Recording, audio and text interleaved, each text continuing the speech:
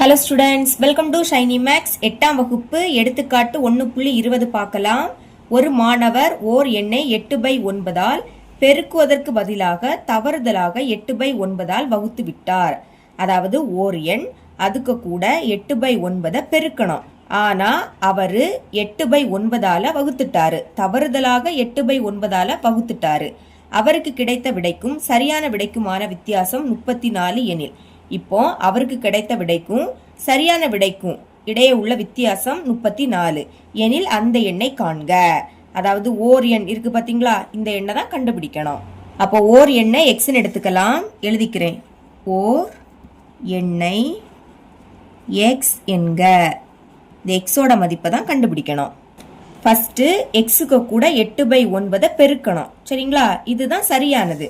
அதான் எழுதியிருக்கேன், எக்ஸுடன் 8/9 பெருக்க. இந்த மாதிரி சரியானது அப்படின்னு எழுதிருங்க. இப்ப பெருக்கலாமா? எக்ஸ் பெருக்கிறதுனால சென்டர்ல பெருக்கல். அடுத்து இந்த 8/9 சென்டர்ல பெருக்கல் இருந்தாலே மேல உள்ளதையும் பெருக்கி எழுதணும். எக்ஸையும் 8ஐயும் பெருக்குனா 8x அப்படியே வந்துடும். நம்பரை ஃபர்ஸ்ட் எழுதிக்கிட்டு அடுத்துதான் எக்ஸ் எழுதிக்கணும். இனி பைக்கு கீழே என்னது இருக்கு? 9. இது அப்படியே எடுத்து எழுதிருங்க. இனி தவறுதலாக என்ன பண்ணிட்டாரு? 8/9 வகுத்துட்டாரு. அப்ப எக்ஸுடன் 8/9 வகுக்க. தவறுதலா வகுத்துட்டாரு, அதனால பிராக்கெட்ல தவறுதலாக அப்படின்னு எழுதிருங்க. இப்ப வகுக்கலாம். எக்ஸ் இங்க நம்ம வகுக்க போறோம், அப்போ வகுத்தலுக்கான குறியீடு. அடுத்து இந்த 8/9. அடுத்து பாருங்க, எக்ஸ் இந்த மாதிரி வகுத்தல் குறியீடு இருந்தாலே பெருக்கல் போட்டுக்கிட்டு இதை தலைகீழ எழுதிடணும். சரிங்களா, வகுத்தல் இருந்துன்னா பெருக்கல் குறியீடை போட்டு இதை தலைகீழ எழுதணும். அதாவது கீழே இருக்கக்கூடிய 9 மேலையும் மேலே இருக்கக்கூடிய 8 கீழே எழுதிருங்க. இப்ப பெருக்கலாமா? எக்ஸையும் 9ஐயும் பெருக்குனா 9x பைக்கு கீழே 8 மட்டும் இருக்கு. இனி நமக்கு இதோட வித்தியாசம் கொடுத்துருக்காங்க 34. அதான் எழுதியிருக்கேன், வித்தியாசம் = 34. எதோட வித்தியாசம் அப்படின்னா அவருக்கு கிடைத்த விடைக்கும் சரியான விடைக்குமான வித்தியாசம். அதாவது அவருக்கு கிடைத்த விடை அப்படின்னா தவறுதலான விடை. பாத்தீங்களா, தவறுதலான விடை என்னது? 9x/8. இதை எடுத்து எழுதிக்கலாம். 9x/8. வித்தியாசம் அப்படின்னாலே சென்டர்ல மைனஸ் வரும், இதை மறக்க கூடாது. அடுத்து சரியான விடை, சரியானது இங்க இருக்கு 8x/9. இதை எடுத்து எழுதிக்கலாம். 8x/9. சமத்துக்கு அந்த பக்கம் என்னது இருக்கு? 34. இப்ப நம்ம பகுதியை சேமாகவும் ஆக்கலாம், இல்லாட்டா குறுக்கு பெருக்கலும் பெருக்கலாம்.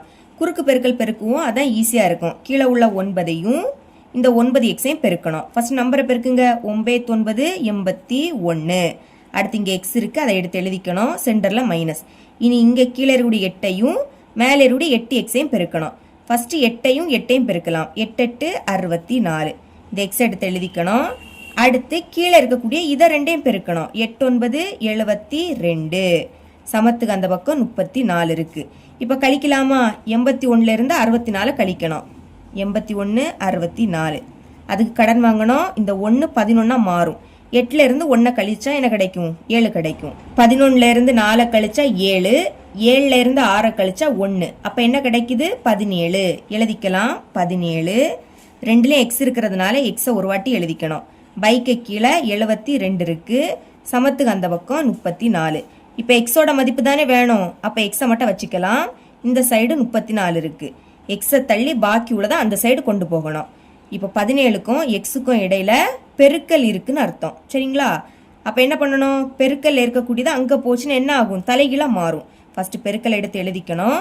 தலைகீழ எப்படி எழுதுறதுன்னா கீழே இருக்கக்கூடிய 72 மேல வந்துரும், மேல இருக்கக்கூடிய 17 கீழே வந்துரும். சரிங்களா, இப்ப 34 17 இது ரெண்டுமே 17ஆம் வாய்ப்பாடு கேன்சல் ஆகும். ஓர் 17 17, ஈர் 17 34. இதுக்கு மேல கேன்சல் பண்ண முடியாது. அப்ப மேலுள்ளதையும் பெருக்கி எழுதிடலாம். 2ஐயும் 72ஐயும் பெருக்குனா 144. கீழே 1 இருந்துன்னா அதை எழுதாண்டாம். அப்ப எக்ஸோட மதிப்பு என்ன கிடைக்குது? 144. இதுதான் நமக்கு தேவையான எண். இவ்வளவுதான் இந்த சம்.